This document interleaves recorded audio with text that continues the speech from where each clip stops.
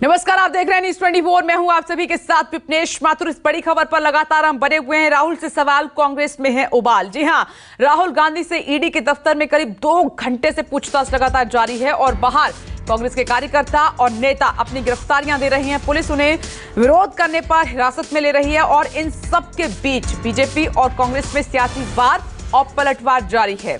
8 तस्वीरें आपकी TV screen पर। दूसरे दिन भी राहुल गांधी से ईडी पूछताछ कर रही है और तस्वीर पहले दिन जैसी ही है।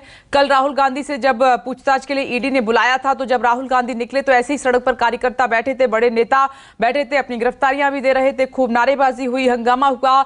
और ये दूसरे दिन की तस्वीर भी आपको नजर आ रही है, हूबहू वैसी है। पूछताछ का दूसरा दिन और राहुल गांधी के साथ प्रियंका गांधी हैं। कार्यकर्ताओं से भी वो मिले, सड़क पर कार्यकर्ता मौजूद हैं। पुलिस का एक्शन भी लगातार हो रहा है।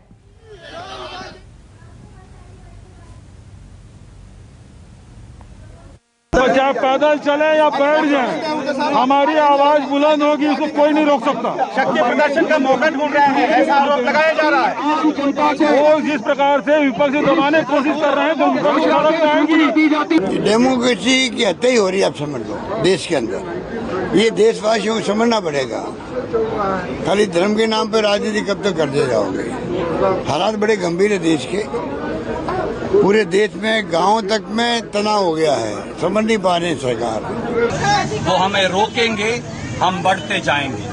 वो हमें जेल में भेजेंगे, हम आगे बढ़ते जाएंगे। वो अत्याचार करेंगे, हम छाती पर वार सहेंगे। वो हमें मारेंगे, जेलों में बार बार नफरत फैलाएंगे, हम प्रेम का संदेश देंगे। वो महंगाई बढ़ाएंगे, हम सवाल पूछेंगे। वो बेरोजगारी फैलाएंगे, हम उन्हें कटघरे में खड़ा करते जाएंगे।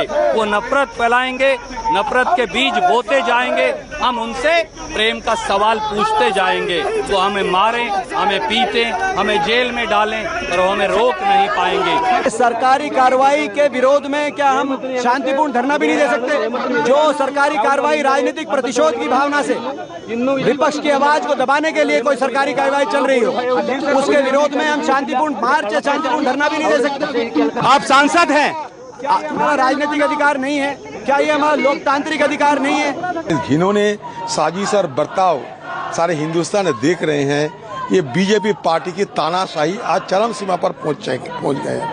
हम तो निहत्ते खाली हाथ शांतिपूर्ण ढंग से कानून के मुताबिक हम अपना बात रखना चाहते हैं। शेड्यूल एक्ट का गुनाह नहीं, एफआईआर नहीं बन सकती। अभी तक एफआईआर नहीं दिखाई किसी को और इन्वेस्टिगेशन शुरू हो गया। ये पॉलिटिकल वेंडेटा है। पर मैं तो यही कहूँगा कि सच को परेशान करने से या सच को जेल में डालने से ना कंस का शासन सलामत रहा था, ना रावण का रहा था, ना अंग्रेजों का रहा था। तो भाजपा वालों, तुम्हारा कहाँ से रहेगा? ये तो बिल्कुल वेला वजह लटकाने की बात है, परेशान करने की बात है।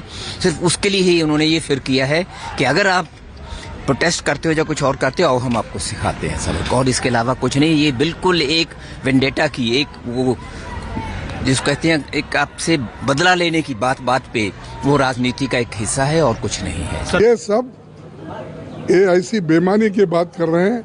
मैं समझता हूँ उनको इसमें कम ज्ञान है, क्योंकि वो कभी आज़ादी की लड़ाई भी नहीं लड़े, सत्याग्रह भी नहीं किए।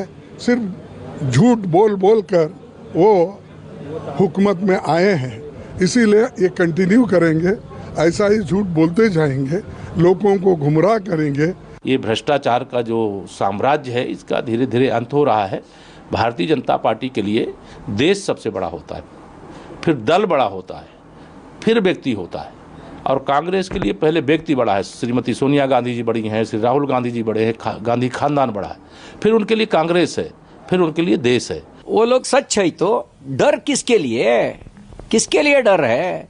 आप प्रामाणिक है तो, आप सच है तो आप ईमानदारी से इंक्वायरी अटेंड करिए। किसके लिए डर है? आपका मन में डर है, कारण आप पेपर में भी काया है। इस तरह का तमाशा करना, बारात लेके जाना, ऐसा लगता है मानो कि शादी के लिए जा रहे हैं या क्राइम का जश्न मना रहे हैं। ये दुनिया को और देश के लोगों के सामने एक गलत नमूना पेश। दिल्ली में आकर कॉन्स्टिट्यूशन और लॉज को फ्लाउट करके, जहां पे जो अंडर लॉ एक इन्वेस्टिगेशन हो रहा है, उसके विरुद्ध वो प्रदर्शन कर रहे हैं। ये किस बात का कंफ्यूजन है? कॉन्स्टिट्यूशनल अथॉरिटीज ही अभी कॉन्स्टिट्यूशन को वायलेट करेंगे। कॉन्स्टिट्यूशनल अथॉरिटीज जो इलेक्टेड कॉन्स्टिट्यूशनल अथॉरिटीज हैं अपने स्टेट्स में रिस्पॉन्सिबिलिटी छोड़कर यहाँ पर आकर लॉ के विरुद्ध प्रदर्शन करेंगे। ये तो मैं मानता हूँ एक बहुत बड़ा आयरनी है। और सुबह से ही, कल से ही बल्कि न्यूज़ 24 की बड़ी टीम इस वक्त राहुल गांधी के घर, उनके दफ्तर और ईडी के ऑफिस में मौजूद है। दीपक दुबे लगातार ईडी दफ्तर के बाहर हैं, वहां से हमें अपडेट लगातार कर रहे हैं। और टीवी स्क्रीन पर आप देख रहे हैं प्रशांत गुप्ता राहुल गांधी के घर के बाहर मौजूद हैं, लेकिन अब उनकी लोकेशन चेंज हो गई है। प्रशांत गुप्ता ईडी दफ्तर के बाहर मौजूद हैं और राहुल प्रकाश कांग्रेस ऑफिस से, और वहीं रमन कुमार भी कांग्रेस ऑफिस से भी मौजूद हैं। तो चलिए, अब मैं पहले रमन आपके पास ही आ रही हूँ। अब इतनी देर से पूछताछ चल रही है, क्या अपडेट है आपके पास रमन?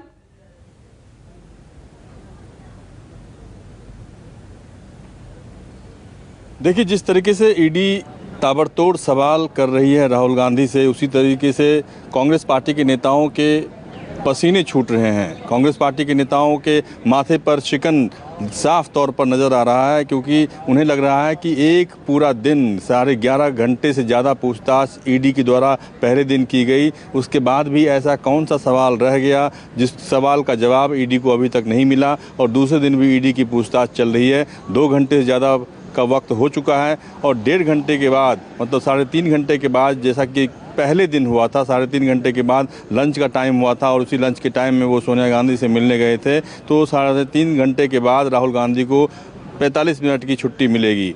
लेकिन अभी तक कांग्रेस पार्टी के नेताओं को ये समझ में नहीं आ रहा है कि ईडी के इस सवाल का जवाब कैसे ढूंढा जाए, क्योंकि ईडी पर दबाव बनाने के लिए उन्होंने तमाम कोशिशें की, लेकिन दिल्ली पुलिस की तरफ से जो सख्ती की गई थी, उस सख्ती को ध्यान में रखकर उनकी सारी योजना फेल हो गई। कोई भी कार्यकर्ता को बाहर निकलने नहीं दिया जा रहा है। 24 अक्टूबर रोड को सील कर दिया गया है, बैरिकेटिंग लगा दिया गया है और ये पूरा, ये देख रहे हैं 24 अक्टूबर रोड पर आम आदमी का आना जाना यहाँ बंद कर दिया गया है। दोनों तरफ बैरिकेटिंग लगी हुई है, भारी पुलिस बल का इंतजाम यहाँ पे किया गया है।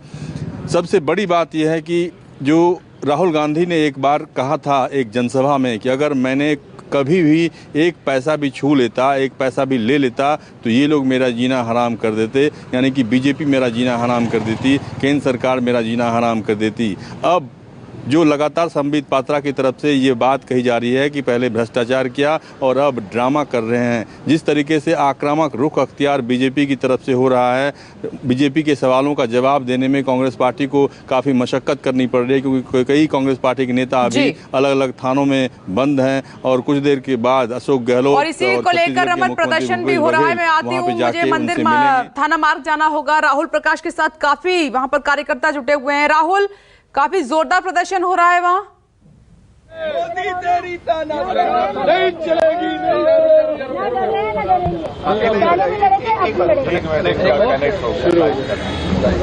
नमस्कार, मैं हूं मानक गुप्ता। अगर आपको हमारा ये वीडियो पसंद आया हो तो इसे लाइक और शेयर जरूर करें और हाँ, हमें सब्सक्राइब और फॉलो करना ना भूलें, ताकि आप देश और दुनिया की कोई खबर मिस ना करें। तो जुड़े रहिए हमारे साथ और देखते रहिए न्यूज़ 24।